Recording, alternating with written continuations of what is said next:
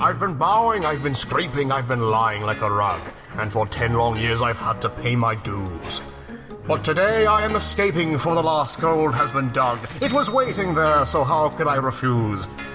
I'm returning home a hero who's discovered mighty wealth, and what better husband could a princess choose? I'm the suitor who will suit her, bring the kingdom back to health, and I'll wear the crown, for how could I refuse? Raise every glass and rouse every cheer, praying that the reign of Ludwig now is here, master in charge of all that I see. All hail me! And by marrying the princess I get all that I desire, like a moat, an ermine coat, and palace views. Even though she treats me coldly, it's a sign of inner fire, for inside she's thinking, how could I refuse?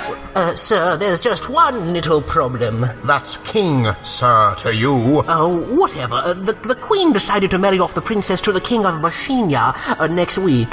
What? Making a decision without me? Who does she think she is? The Queen? You simpering simpleton. Ludwig, she is the Queen. She's got a crown and a scepter, and she sits in her big fancy chair. Silencio! No! I won't let go! This peasant's son won't turn and run because some reckless royal chose another beau! But what if it's a temporary setback? It's a momentary lapse, and conveniently your ego doesn't bruise. And the moment you get back, you can show them who's the boss. You can bet your bullion there'll be no I-do's. Yes, suppose the girl goes missing and the king says au revoir. Then you find her, bring her back and make the news. Then the queen will be so grateful that she'll pledge her heir to you. And I'll humbly tell her, how can I refuse? When our ceremony's over, I'll arise and take the throne, and that nitwit Annalise can kiss my shoe. For the kingdom and the castle will be mine and mine alone. If the crown should fit, then how can I refuse?